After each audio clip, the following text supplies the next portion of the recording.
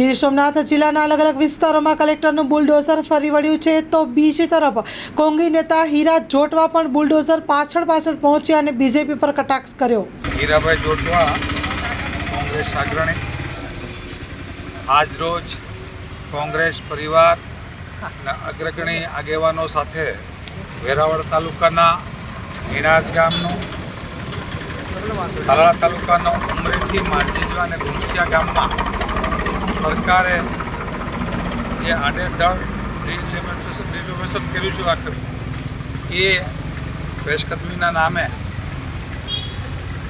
આજે હિણાજ ગામે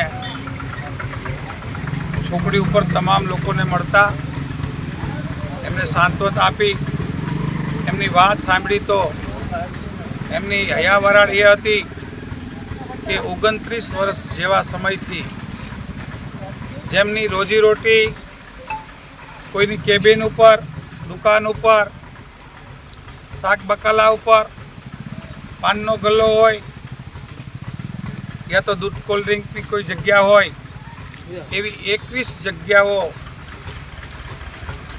કોઈ પણ જાતના જાણ કર્યા સિવાય તોડી કાઢી। નોટિસ આપવામાં એમને આવી હતી એ પછી જ્યારે લોકો મળવા જાય કલેક્ટર સાહેબને રજૂઆત કરે એ જોવા આવવાની ખાતરી આપે એ જોવા આવવાને બદલે ક્યાંક રાજકીય ઇશારે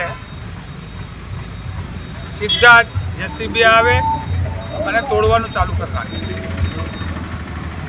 આ ગામ હિણાજની વેદના એ છે કે જે ગામમાંથી લગભગ 300 એકર જમીન અશ્વકેન્દ્રને એટલે કે સરકારને આપેલી, સાથે સૌથી મોટી જમીન એમણે તંત્રને આપેલી અને જે કલેક્ટર સાહેબ, એસપી સાહેબ અને ડીડીઓ સાહેબ જે બેસે છે જે ગામમાં એ ગામના ગરીબ લોકો આજે 20-25 દિવસથી રઝળતા છે અને જે હિણાજ વેરાવળનું પાટનગર જ્યાં રાજધાની છે એવા લોકોને એવી રીતે હાલતે છોડી મૂક્યા છે કે બધા જ પોતે ધંધા વિનાના થઈ ગયા। જાણતા ખબર પડી કે 21 જણામાંથી 7 જણા મધ્યમ વર્ગના હશે પણ 14 જણા તો ખૂબ ગરીબ છે। એમની તાવડી, એમનો રોટલો, એમની કોઈ ચિંતા ના કરી। ગામના આગેવાનોએ, ગામના અગ્રણીઓએ અહીંયા માહિતગાર પણ અમને કર્યા કે જે પેશકદમી હટાવવાની વાત કરી છે ત્યાં જ અમે 310 એકર જેવી જગ્યા અશ્વકેન્દ્રને આપી તો એમની બાજુમાં અમને હંગામી ધોરણે પણ 21 દુકાનો આપવી જોઈએ। અમારી સાથે અમને સાંભળવા જોઈએ। અમારી કરમની કઠણાઈ એ છે કે અમે અમારા ગામમાં જ કલેક્ટર સાહેબ બેસતા હોય, ડીડીઓ સાહેબ બેસતા હોય, એસપી સાહેબ બેસતા હોય અને એ વખતે અમારા ગામના ગરીબ લોકો જ્યારે રજડે છે અને એ પણ રાજકીય ઇશારો હોય, જ્યારે ધમકીની ભાષાઓ જાહેર સ્ટેજ ઉપરથી થતી હોય ત્યારે મારે અહીંયાથી તંત્રને વિનંતી કરવી કે અહીંયા મધ્યસ્થી થઈને રસ્તો ચોક્કસ નીકળી શકાય કે આમ જોઈ શકાય કે એટલી મોટી જગ્યા જેમણે આપી એ જગ્યાના એક ખૂણા ઉપર આ લોકોને 21 દુકાન જેટલી કાયમી નહીં તો હંગામી ધોરણે એમનો ધંધો તાત્કાલિક ચાલુ કરે એ આજે આપ અહીં જોઈ શકો છો।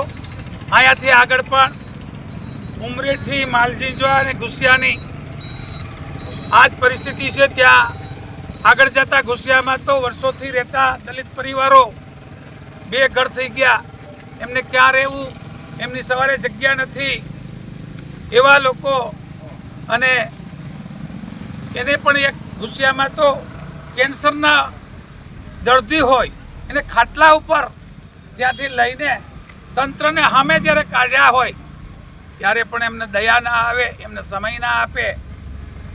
એ ક્રૂર તંત્રની જે હદ છે આ હદ એ જેવી છે કે હમણાં જ હિન્દુસ્તાનમાં ચૂંટણીઓ ગઈ, રામ મંદિર માટે આપણે સૌને માન છે કે ભગવાન રામ આવ્યા પણ ભગવાન રામ ત્યાં આવ્યા તો ત્યાં આવી જ હાલત કરી હતી બુલડોઝરની। ગરીબ પ્રજાને ત્યાં ખૂબ નુકસાન કર્યું જેને લીધે ત્યાંની સનાતન પર પ્રજાએ ભારતીય જનતા પાર્ટીને જાકારો આપ્યો અને 100 કિલોમીટરમાં અયોધ્યાની આસપાસ એક પણ સીટ ના આવી. મને એમ લાગે છે કે આ હવેનો નવો પાયો ભારતીય જનતા પાર્ટીના સરકારે અને એમના મુખ્ય માણસોએ આજથી શરૂઆત કરી કે આવતા સમયમાં અહીંયા પણ અયોધ્યાવાળી થાય એવું દૂર નથી. કારણ કે જ્યારે રોજીરોટીનો સવાલ હોય, ગરીબ માણસોનો સવાલ હોય, ત્યારે ભગવાન તો બધાને માને છે. નાય તો વિશ્વના પહેલા જ્યોતિર્લિંગ સોમનાથ ભગવાન બિરાજે છે, ભગવાન કૃષ્ણ છે, ભાઈચારો છે. એવી જગ્યાએ વિના કારણે ડિમોલેશનના નામે લોકોની રોજગારી છીનવે એ ખૂબ લોકશાહીમાં દુઃખદાયક છે.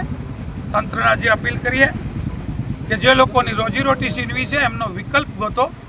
તમારે ચિંતા એ કરવાની છે, તમને એટલા માટે બેસાડ્યા કે લોકોની રોજગારી ક્યાંથી લાવવાની છે. સરકારને એટલા માટે લોકો છૂટે છે કે એમને રોજગારી ક્યાંથી લાવવાની. રોજગારી છીનવવી એને વિકાસ કહેવાતો હશે. આ 30 મીટરનો રસ્તો ચોખ્ખો કર્યો એને વિકાસ કે માન લીધું તો એટલા 2 ઘર કર્યા, એટલા લોકોની રોજીરોટી છીનવી, એને તમે શું કહેશો? મને એમ ચોક્કસ લાગે કે ભારતીય જનતા પાર્ટીની હું જાહેરમાં કહું કે માઠી બેઠી છે અને જે શરૂઆત કરી છે આ વખતથી એમાં એમનો અંત ચોક્કસ આવશે. પણ તંત્રને મારી એટલી વિનંતી છે કે આ બધા અધિકારીઓ છે ત્યારે આ ગરીબ લોકોનો અને મધ્યમ વર્ગના લોકોનો કંઈક તાત્કાલિક રસ્તો કાઢી અને એની રોજીરોટી મળે અને ફરી પ્રસ્થાપિત થાય એના માટેના વિકલ્પ વિચારવા માટે આઈએસ ને આઈપીએસની આ દેશને જરૂર છે. અમારી ગરીબ પ્રજાને પણ એની જ જરૂર છે કે અમને ફરી વિસ્થાપિતમાંથી પ્રસ્થાપિત કરે, અમારી રોજીરોટી છીનવીને રોજીરોટી આપે. એના માટે અમે એને સાહેબ કરીએ, સલામ મારીએ. અમે અહીંના તંત્રને પણ ફરી એક વખત વિનંતી કરીએ કે તાત્કાલિક એમની રોજીરોટી અને એમના ઘરો માટે વિચારે. એટલા સાથે જય હિન્દ, જય ભારત. ઈનાજ તથા ઉમરેઠી ખાતે જે આપણે દબાણો હટાવ્યા છે એ વર્ષો જૂના પાકા દબાણો, કોઈ હંગામી દબાણો હતા, પાકા દબાણો હતા. ત્યાં રાસાયણિક ખાતર, દવાઓ, પેસ્ટિસાઇડના દુકાનો હતી, સિમેન્ટની દુકાન હતી, એને ટૂંકમાં વ્યાપારિક મોટા કહી શકાય એવા એ દબાણો હતા. અને એ વોટરવે જે હતો, જે આરએનબી અને ફોરેસ્ટની જગ્યા હતી, એમાં વોટરવે ડિસ્ટર્બ થતો હતો, એમાં બનેલા દબાણો હતા. અગાઉ અવારનવાર આરએનબી અને ફોરેસ્ટ દ્વારા એને નોટિસો પણ આપવામાં આવી હતી. અને આ લોકો છે એ દબાણો તેને સમજાવવા છતાં હટાવતા નહોતા. હવે આપણે જાણો છો કે વર્ષા ઋતુમાં અહીંયા જે પાણી આવે છે એમાં આ ઈનાજ ચોકડી અને ઉમરેઠી ત્યાં 4-4 ફૂટ હાઈવે ઉપર પાણી એ છે ભરાઈ જતા હતા. એના કારણે હજારો લોકો નુકસાન થતું હતું અને એ લોકો પહોંચી શકતા નહોતા એમના ડેસ્ટિનેશન ઉપર. કોઈ ઇમરજન્સી ઊભી થાય મેડિકલ તો એ એમ્બ્યુલન્સ પણ નીકળી શકે નહીં એવી પરિસ્થિતિ આ હાઈવે ઉપર થતી હતી. એના કારણે આ દબાણો છે એ દૂર કરવામાં આવ્યા હતા. અને આગળ જે આ માલજીંજવા અને જે ઘુસિયા ગામ છે તેમાં આરએનબીનો સ્ટેટ હાઈવે છે. આપ જાણો છો કે તલાલાનું થાસણથી સોમનાથ પહોંચવાનો આ હાઈવે છે. લાખોની સંખ્યામાં પ્રવાસીઓ આ રોડ ઉપર અવર જવર કરતા હોય છે. અને આ જે દબાણો હતા એ પણ કોઈ બેંક ઓફ બરોડાને આખું બિલ્ડિંગ ભાડા આપી દીધું હતું. પછી મગફળીના ઓઇલનું કારખાનું હતું, એગ્રો ફર્ટિલાઇઝર, હાર્ડવેર, બેંક, રમકડાની દુકાનો, plywood, welding shop, agriculture machine repairing, એવા મોટી મોટી દુકાનો હતી. અને એના કારણે એ લોકો એક તો દબાણને પાછું પોતાનું હંગામી સ્ટ્રક્ચર ઊભું કરે એટલે હાઈવે એકદમ સાંકડો થઈ ગયો હતો. અવારનવાર અકસ્માતો પણ અહીંયા થતા હતા, બ્લાઇન્ડ સ્પોટ પણ ઊભા થતા હતા. એટલે ડ્યુ પ્રોસેસ નોટિસો આપી, પેલા સમજાવી અને પછી આ ખાલી કરેલ છે. અને આ માલજીંજવામાં અને કુશિયામાં તો અમુક જે છે એમાંથી 60 થી 70% લોકોએ તો સ્વેચ્છાએ પોતાના દબાણ દૂર કરી દીધા છે. બીજી વાત કહી કે ભાઈ આ ઈનાજ જે છે એમાં કલેક્ટર, એસપી ને જિલ્લા પંચાયત બેસે છે અને આ ઉછેર કેન્દ્ર છે, તો એ તો સરકારશ્રીની જે સરકારી જગ્યા છે એમાં આ બધી ઓફિસો બનાવવામાં આવેલ છે. કોઈ ગ્રામ પંચાયત કે કોઈ ખાનગી વ્યક્તિ પાસેથી જમીનના બનાવવામાં આવેલ નથી. અને સરકારી જમીનની જાળવણી એ સરકારી અધિકારીની ફરજમાં આવે છે અને ફરજના ભાગરૂપે આ દબાણો દૂર કરે છે. કોઈ રાગ દેશોમાં રાખવામાં આવેલ નથી, કોઈ બીજી આમાં બાબત નથી. અને એક ડ્યુ પ્રોસેસ, અને આપ જાણો છો અહીંની દરેક જગ્યાએ જ્યાં જ્યાં દબાણો છે, ધાર્મિક દબાણો પણ અમે દૂર કરાવીએ છીએ. તો એમાં કોઈ રાગ દ્વેષ કે કોઈ ખતરા કે કોઈ અમારું એવું હોતું નથી. સરકારી તંત્રને પોતાની ફરજ જે બજાવવાની હોય છે એ સંપૂર્ણ નિષ્પક્ષતાથી બજાવે છે અને અમે એ પ્રમાણે જ અમારી ફરજ બજાવે છે.